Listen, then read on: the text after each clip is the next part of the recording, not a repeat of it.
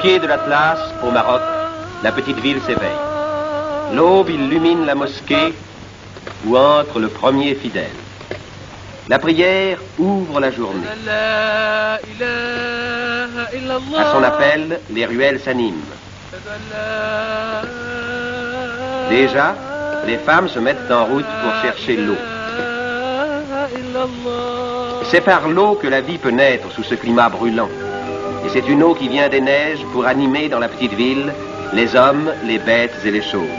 L'eau, c'est la mère des fontaines, celle qui crée les gestes nobles et utiles.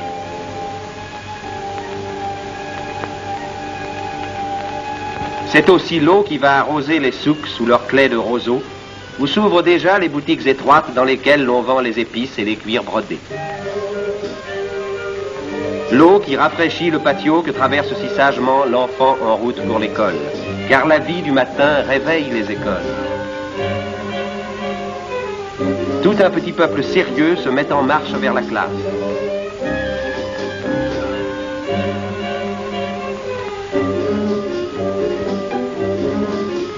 Enfants arabes et puis enfants français. Ils arrivent parfois en un pittoresque équipage. Tout à l'heure, ils iront s'asseoir sur les mêmes bancs.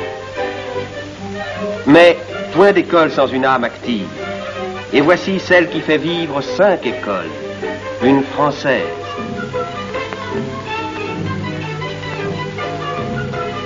Son exacte sollicitude prend soin de tous.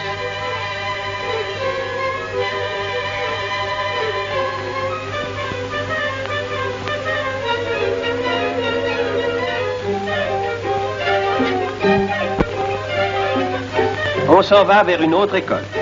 Une main maternelle emmène la fillette vers la classe.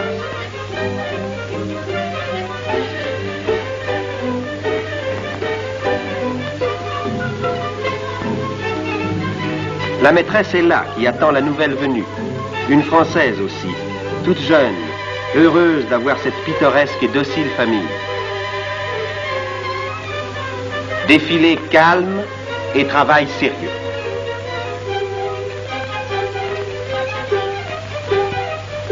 D'antiques broderies berbères renaissent ici sous les mains naturellement ingénieuses des fillettes. On ranime et l'on perpétue un art national.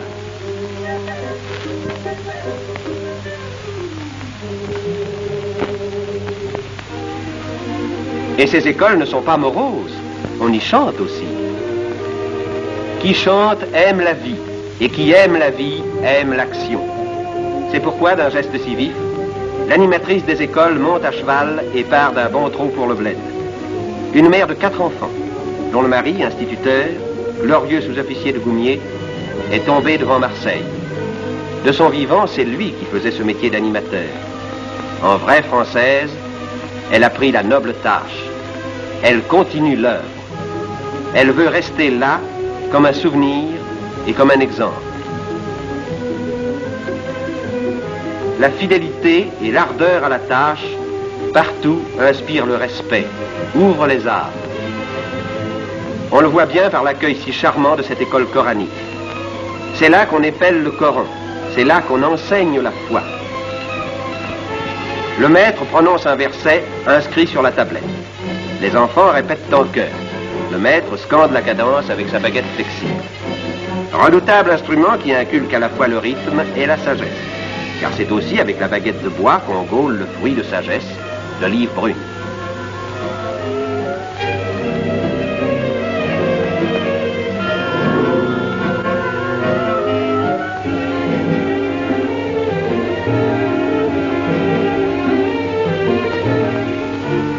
Ici fonctionne encore la meule antique. La lourde pierre roule et broie l'olive lentement, d'où coule l'huile grasse, aliment précieux. Les procédés du bon vieux temps n'excluent pas la vie moderne. Comme tous les bons Marocains, ces blédards aiment les voyages. Le car arrive, il brinque-balle avec ses voyageurs en grappe qu'il secoue sans ménagement. Il vient de loin, tout poussiéreux.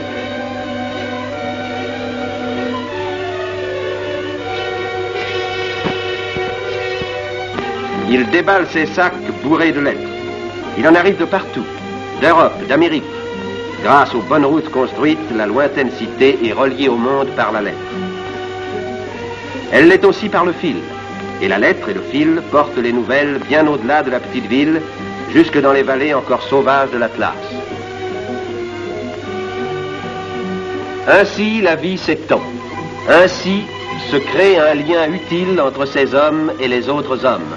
Entre la France qui a fait les routes, planté les poteaux, tendu les fils, et les habitants de ce bled lointain, français et marocains, qui travaillent et vivent côte à côte.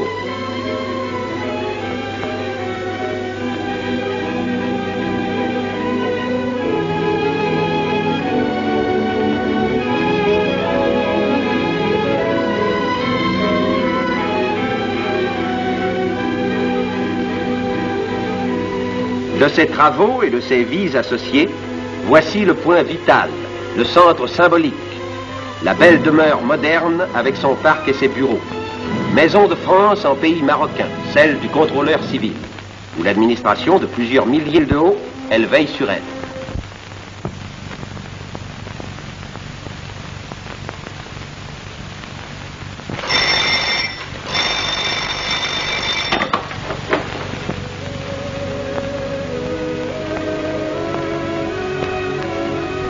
Le contrôleur laisse son bureau pour aller rendre la justice. Rude tâche dont la pensée le préoccupe alors qu'il traverse sans hâte les beaux jardins qui entourent sa maison. Là, il y a 20 ans, les arbres étaient rares. Avec l'eau sagement canalisée, le soleil, un humus fertile, on a tiré du sol ce jardin, admirable lieu de repos dont la végétation vivace couronne la petite ville. La petite ville, avec ses besoins, ses passions, et aussi ses litiges, car nous allons au tribunal. Il va falloir juger.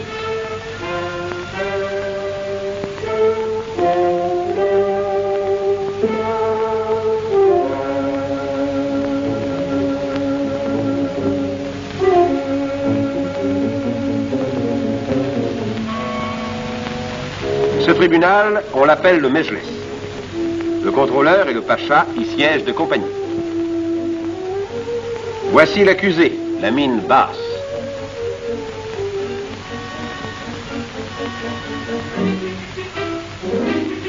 L'affaire est délicate. Il s'agit d'une peau de mouton, tout simplement. Et sous la peau, il y a aussi le mouton, probablement. On ne sait trop, on discute, on explique. C'est la classique chicaya.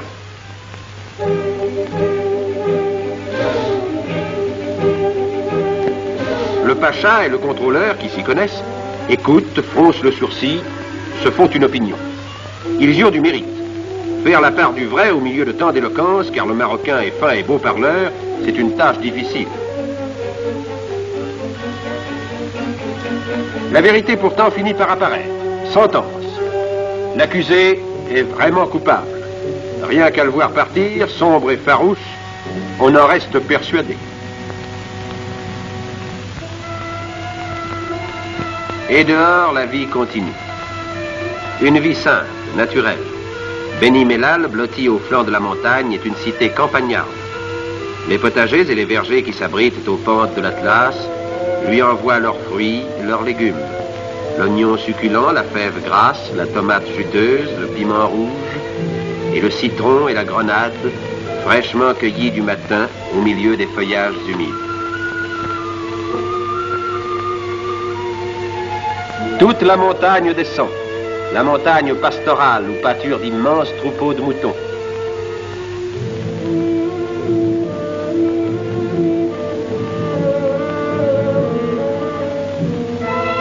Tout un grand mouvement d'hommes, de femmes, d'animaux de bas suit la route des troupeaux, qui est aussi celle du bois, car sur les lointaines hauteurs croissent les antiques forêts, le chêne vert, le noyer et le cèdre. C'est de là qu'à Beni Mellal viennent les bois de construction. On les descend à dos de mulets, de chameaux, d'ânes, d'hommes. Le contrôleur des eaux et forêts les vérifie et y pose sa marque, après quoi les grandes poutres s'en iront vers le souk.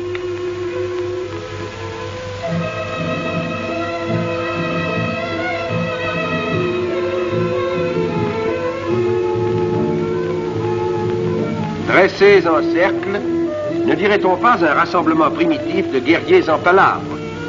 Mais aujourd'hui, le pays est très pacifique, et ce peuple guerrier se tourne vers d'autres travaux que ceux des armes. La vie l'appelle.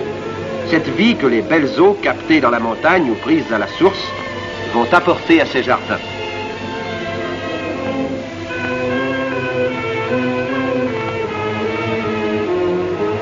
Mais pour les amener, ces eaux, et pour fertiliser la terre, de longs travaux sont nécessaires sur un sol ingrat où pourtant l'horizon est beau.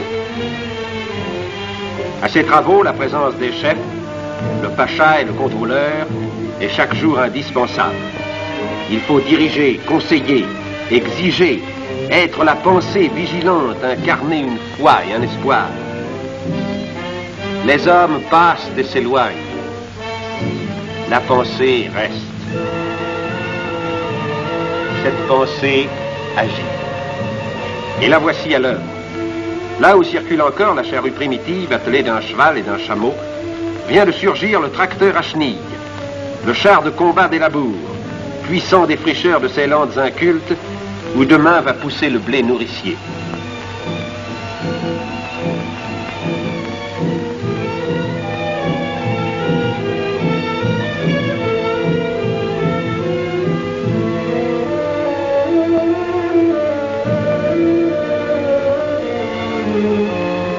Et les famines toujours imminentes disparaîtront par le fait de cette pensée qui conseille et dirige pour le bien des hommes, fraternellement. Là où ne poussait que le doum et le jujubier sauvage, le soc de la machine creuse. Et creuse à fond, suivant un grand plan de travail, où le sillon prévu aura pour semence l'eau vivifiante qu'on lui prépare dans la montagne. Car on va barrer là-haut des vallées dont cette pensée prévoyante a déjà dessiné les figures futures. Paysages créés pour la vie, savantes constructions qui règlent la nature, travaux de jeunesse et de jeunes hommes. À cette œuvre, en effet, il faut l'ardeur de jeunes hommes, tel celui-ci, l'ingénieur en chef dont le visage volontaire respire l'intelligence et la ténacité. Il en faut pour barrer et pour percer une énorme montagne. Au caïd, venu de la plaine, l'ingénieur en chef explique le plan des travaux. Ce plan, on l'a tracé là, à travers les rocs, les buissons, dans un décor sauvage.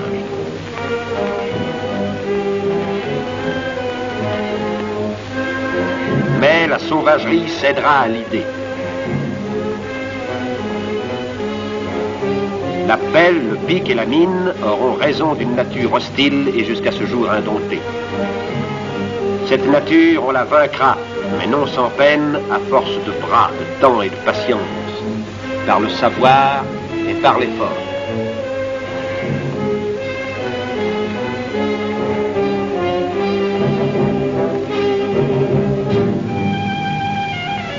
Un lac naîtra, un lac aussi vaste que le lac d'Annecy. Il naîtra, enfanté par le geste ancestral des hommes, le geste bâtisseur du sédentaire, comme du pasteur qui dresse sa tente dans les solitudes, la tente noire des tribus pastorales qui nomadisent sur les hauts plateaux.